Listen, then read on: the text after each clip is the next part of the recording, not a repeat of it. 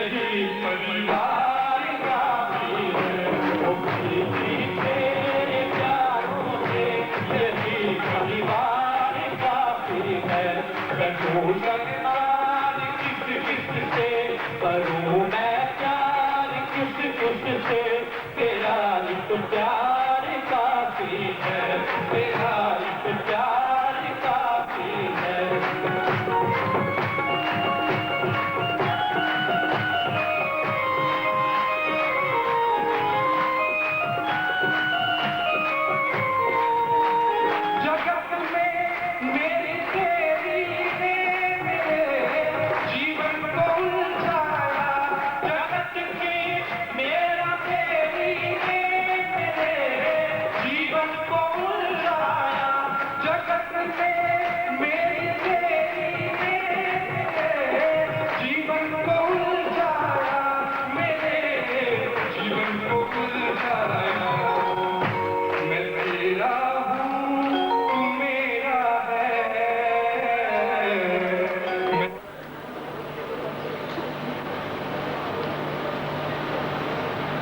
जिस उद्देश्य के लिए हम एकत्र हुए हैं,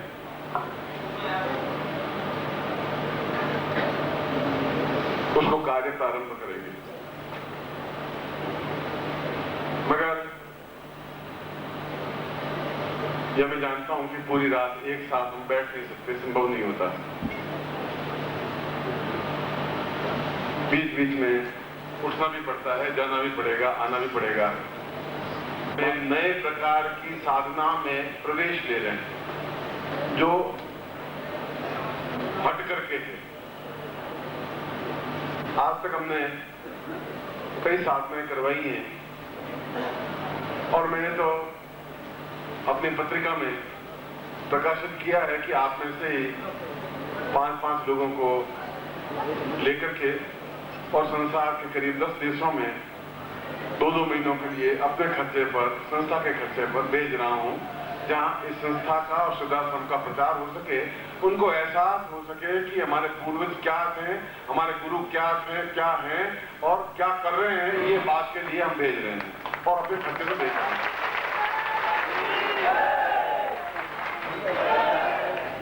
इसलिए आपने पैसे का और आपका कोई दुरुपयोग नहीं हो रहा है। आप में से जो भी हिम्मतवान हो, मेरे खर्चे से आप जाएं। कुछ लोगों को, 5 लोगों को मैं फ्रांस भेजूंगा, कुछ को स्विट्जरलैंड भेजूंगा, कुछ को लंदन भेजूंगा, कुछ को जापान, टोक्यो भेजूंगा और पत्रिका में छाप चुका हूं इस बात को। मगर उससे पहले आप में उतनी क्षमता आ जानी चाहिए कि उन लोगों को, वे लोग चमत्कार में ज्यादा विश्वास करते हैं, मगर डिवोटी भी वो आपसे कई करोड़ गुना ज्यादा होते हैं। उन लोगों की ये फितरत है जो विदेश में, चाहे भारतीय रहे चाहे विदेशी हों। भारतीय होते हैं वो भी विदेशी रंग में रंग जाते हैं। हमारे गुजरात के और बाकी लोगों के वहां गए हुए हैं, वे भी उसी स्टाइल में ढल जाते हैं, मेंटेलिटी वैसी बन जाती है।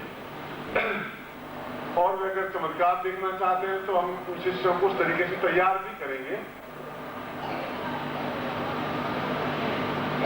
और उसी का ये एक बेस है, आधार है। और चमत्कार का मतलब ये नहीं है कि हम फ्रॉड करें, झूठ बोलें, हम छल करें। ये हमारी जिंदगी में, हमारे दामन में दाग लगना ही नहीं चाहिए। जो कुछ सत्य है वो सत्य हम सीखेंगे। उसके लिए चाहे, मुझे एक सन्यासी मिले थे, उन्होंने कहा था कि निखिल, मांस पूरा गल करके तपस्या साधना तुम कर रहे हो, मांस गल करके पूरा खत्म हो जाएगा, केवल चमड़ी बची रह जाएगी, तभी चिंता करने की जरूरत नहीं है। मांस तो फिर वापस आ जाएगा, इसलिए उसमें घबराने की जरूरत नहीं है। तो साधना में घबराने की कोई बात नहीं है।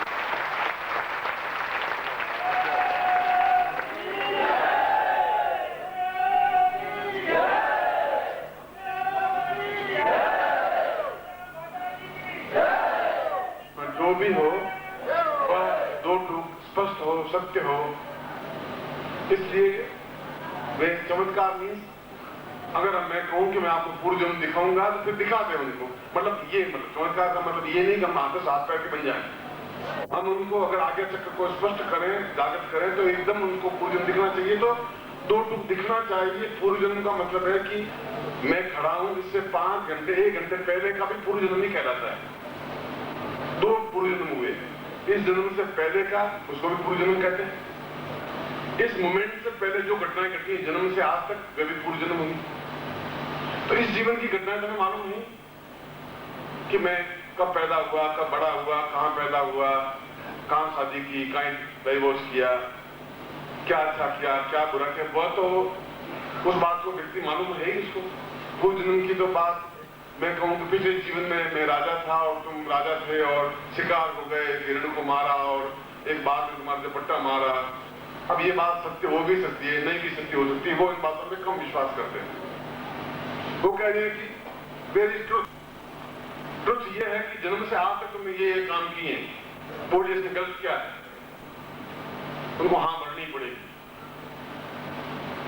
ये हुई साधना, ये उच्च कोटि की साधना हुई, ये सामान्य साधना नहीं हुई। आपको एकदम से उस लायक मुझे बनाना पड़ेगा कि उनकी आज्ञा चक्र को एकदम से विस्फोटक बनाना पड़ेगा।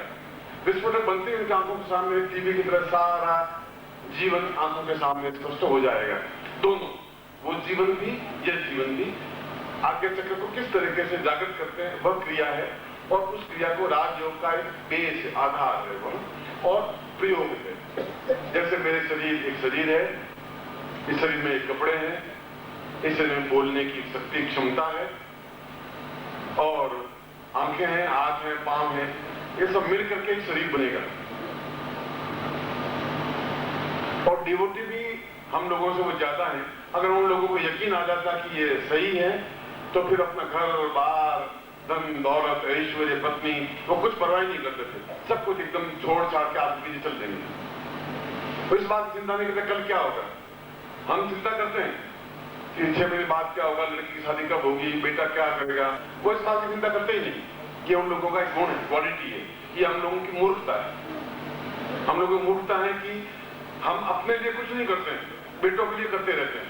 इससे बड़ी मूर्खता संसार में कुछ होती नहीं है। पत्नी के लिए सब कुछ करते रहते हैं, हम अपने लिए कुछ नहीं कर सकते।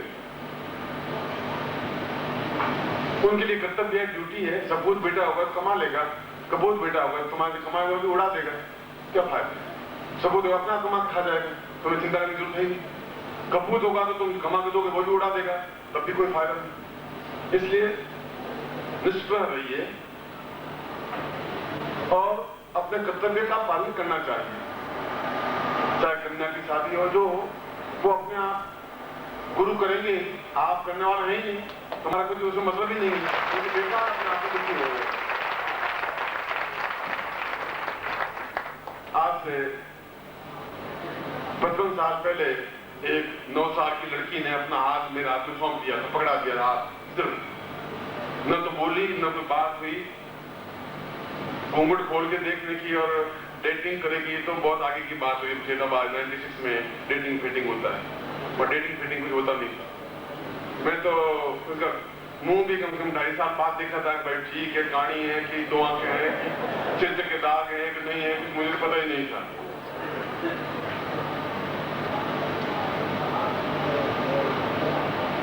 मेरे कहने का तात्पर्य यह था कि उसने हाथ पकड़ा था, पूरी जिम्मेवारी मेरी हो गई थी कि उसके जीवन की रक्षा करूं, उसके जीवन को सुख दूं, उसके जीवन में पूर्ण सम्मान दूं, जो कुछ मेरे कर्तव्य है वो पूरा करूं। आप अपना हाथ मुझे पकड़ा दीजिए, फिर आप चिंता छोड़ दीजिए, फिर आपको चिंता करने।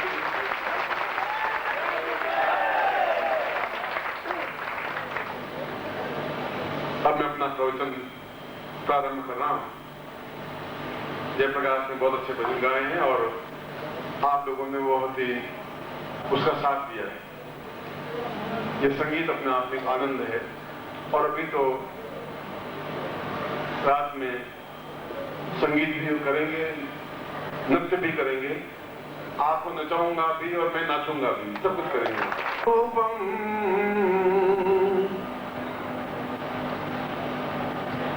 कालो यतां वै भवदेह नित्यम् सदा वै प्रपन्नम् भवचेतना त्वम् नरश्च नारायणमेव तुल्यम्। ब्रह्मवंशम ने कहा है कि जीवन एक व्यर्थ की चीज है। व्यर्थ की चीज इसलिए है कि हमने शरीर को एक हड्डियों का और मांस का एक ढांचा माना है जिसमें मल, मूत्र, धूप, लार, मज्जा, रक्त, मल और विष्ठा के अलावा कुछ है ही नहीं। और इतना शरीर घटिया है कि हम रोटी खाएं तब भी विष्ठा में बदलता है और मिठाई खाएं तब भी विष्ठा में बदलता है। हमें क्षमता नहीं है कि हम उसको और किसी रूप में कन्वर्ट कर सकें। पशु घास खाता है तब भी दूध में कन्वर्ट कर लेता है, हम ऐसा नहीं कर पाते। इसलिए शरीर यूजलेस है। मगर ये शरीर अद्भुत और आश्चर्यजनक है यदि इसको सही गुरु मिलता है और बताता है कि शरीर का कौन सा अंग अपने आप में कितना महत्वपूर्ण है। टीवी मेरे घर में पड़ा है, अगर मुझे उसकी ऑन ऑफ का कोई नॉलेज नहीं है तो टीवी 10 साल भी रहेगा तो मैं उसको कोई लाभ नहीं उठा पाऊंगा। आप इस शरीर का लाभ नहीं उठा पा रहे हैं। लाभ उठाने से क्या लाभ होगा? जीवन अपने आप में ऊर्ध्वगामी बनेगा। एक ऑर्डिनरी जीवन नहीं जिया जाएगा। और ऊर्ध्वगामी जीवन ये कहा जाता है कि मैं कौन, पूर्व जन्म में कहां था और इस जीवन में कहां हूं और आज तक क्या किया वो तो आपको मालूम है। मगर आप दूसरे को भी बता सकते हो कि तुमने जन्म से लगा के आज तक ये काम किया है। चाहे तुम्हारी बुआ हो, चाहे मौसी हो, चाहे माँ हो, चाहे बाप हो, चाहे दादा हो, चाहे काका हो, चाहे पड़ोसी हो, देखते एकदम से आंखों के सामने उसका पूरा नक्शा खिंच जाता है कि जीवन में इसने ये काम किए हैं। वो चाहे कितना ही सच्चा ईमानदार दिखाई दे, हम 2 क्षण में भांप लेते हैं कि दुष्ट और बदमाश गया भी आदमी है, 2 मिनट में भांप लेते हैं। ऊपर से इसका मुखौटा ही ऐसा है और हम एक बहुत बड़े धोखे से बच जाते हैं, बहुत बड़े छल से बच जाते हैं। यह एक गुण हुआ। दूसरा गुण कि इसके मन में क्या है, मेरे प्रति प्रेम है या क्रोध है या घृणा है या धोखा देने की क्रिया है, एक क्षण में अपने आप ऑटोमेटिक क्रिया हो जाती है। भांप जाते हैं उसको, क्यों? जीवन तो दिख जाता है ना उसका। यह भी अपने आप में पूरा ब्रह्मांड भेद में, ब्रह्मा का मतलब है कि मैं, अहम ब्रह्मास्मि, मैं ब्रह्म हूं। अस्मि, मैं ब्रह्म हूं मगर मुझे ज्ञान नहीं है कि मेरा ब्रह्म जागृत कैसे हो सकता है। और ब्रह्म जागृत होगा नहीं तो उस क्रिया को आप नहीं देख पाएंगे। और राजयोग का मतलब यही है कि हम अपने नेत्रों को एक ज्ञान नेत्र और ज्ञान नेत्र से भी आगे बढ़ के आत्म नेत्र जागृत करें। ज्ञान नेत्र तो ये है कि मैं बोल रहा हूं, आप ज्ञान सुन रहे हैं, ये ज्ञान नेत्र जागृत हो रहा है। ऐसी भी कोई चीज होती है, ये ज्ञान बढ़ा, इसको ज्ञान नेत्र कहा गया। आत्म नेत्र कि हम देख रहे किसी का भी संसार में और देखते कई बार मन में एक घृणा सी होगी कि इनको तो मैं ऐसा समझ रहा था, ये ऐसा निकल गए। मगर हम बहुत बड़े हादसे से बच जाएंगे। मालूम पड़ जाएगा कि 2 मिनट बाद इसकी डेथ होने वाली है या 5 मिनट बाद एक्सीडेंट होने वाला है, हम उसको हादसे से बचा सकते हैं। ये बहुत बड़ी क्रिया है, मामूली बात नहीं है। हम किसी का जीवन बचा सकते हैं, हम किसी के जीवन की रक्षा कर सकते हैं, हम उसके पूरे जीवन को आकलन कर सकते हैं। और ब्रह्मांड को समझने का क्रिया है कि संसार में कुछ भी हमने किया है पूर्व जन्म में, इस जीवन में दुख क्यों भोग रहे हैं, तकलीफ क्यों है, परेशानी क्यों है, गरीबी क्यों है, दरिद्रता क्यों है, जब वो मूल रोग मालूम नहीं पड़ेगा तो आप समृद्धता नहीं प्राप्त कर सकते। और मेरा उद्देश्य आपको साधु बनाना है ही नहीं, मेरा उद्देश्य आपको समृद्ध बनाना है। साधु और समृद्ध एक चीज है। साधुता ज्ञान को प्राप्त करने की क्रिया को साधुता कहते हैं। समृद्धता जहां अपने आप में गर्व से सिर ऊंचा उठा करके हम कह सकें कि मैं सब कुछ कर सकता हूं, ये समृद्धता है। दोनों एक ही चीज है। आप साधु रूप में तो मेरे पास बैठे हैं और नया साल है, वो समृद्धता दें, मुझे साथ साथ वो ज्ञान व आत्मनेत्र भी दें। वह क्रिया मैं कई बार प्रवचनों में कहा है कि व्यक्ति का ब्रह्म नेत्र जागृत होना चाहिए, ज्ञान नेत्र जागृत होना चाहिए, आत्म नेत्र जागृत होना चाहिए, यही कहता आया हूं लास्ट 40 साल से। किया नहीं, ज्ञान तो दिया, आत्म चक्षु जागृत कैसे होंगे ये क्रिया समझाई नहीं किसी शिष्य को। समझा इसलिए नहीं कि इस योग्य थे ही नहीं वो, शिष्य उस लेवल पर नहीं खड़े हुए थे, और उसके लिए 15 साल तक परिश्रम करना पड़ा मुझे उन शिष्यों को उस रंगमंच पे लाने के लिए, तैयार होने के लिए, आवाज दूं और दौड़ के आ जाए। तब वो शिष्य कह रहा था उस लेवल पे आप आके आज खड़े हुए हैं, तब ये मैं प्रभाव मानते हैं।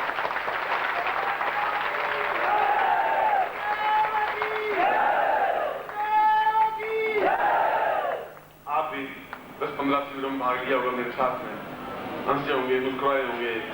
आप देखा होगा कि आदमी ज्ञान भी देता है, चेतना भी देता है, साधना भी करवाता है। जो एक बार साधना करवा दी उसको वापस जीवन में रिपीट नहीं किया। एक बार शिव पूजन करवा दिया, अगली बार शिव पूजन करवाया, दूसरे तरीके से करवाया, तीसरी बार करवाया, तीसरे से।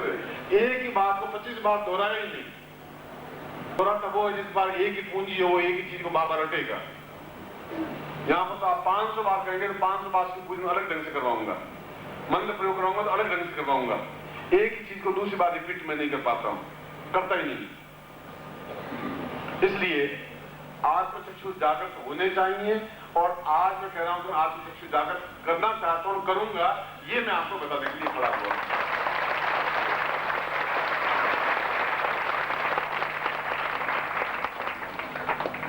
और इस पूरी क्रिया को ब्रह्मांड वेदन क्रिया कहते हैं। ब्रह्मांड वेदन का मतलब है, ब्रह्मांड का मतलब नहीं आकाश पाताल, ये नहीं।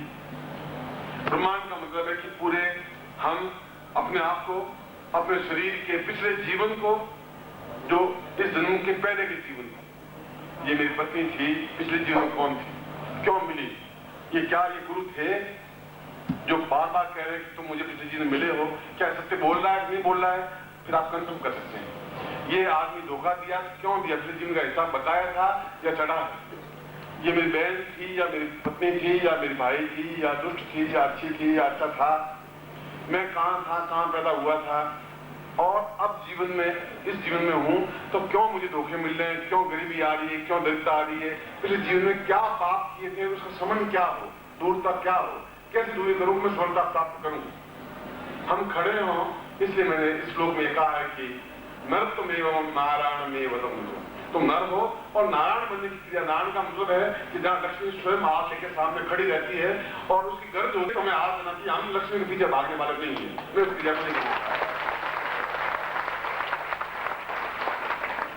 लक्ष्मी का स्थान नारायण के चरणों में होता है, वो शेष नाग पर लेटे रहते हैं, वो पांव दबाती रहती है। 1000 साल तक मैं ऐसे देखता आया हूं। वो लक्ष्मी है तो है, पर वह है चरणों में पैर दबा रही है।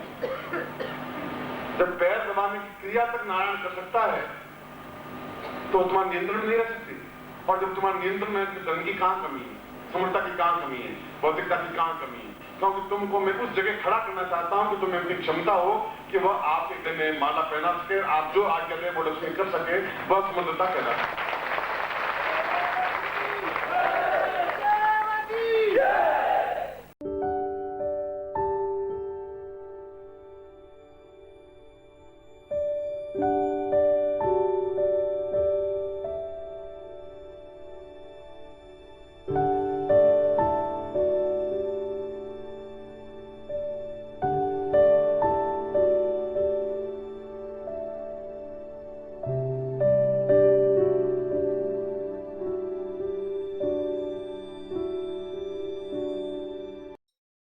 ओम परम तत्वाय नारायणाय गुरुभ्यो नमः। ओम ह्रीं मम प्राण देह रोम प्रतिरोम चैतन्य जाग्रय ह्रीं ओम नमः। ओम भूर्भुवः स्वः तत्सवितुर्वरेण्यं भर्गो देवस्य धीमहि धियो यो नः प्रचोदयात्।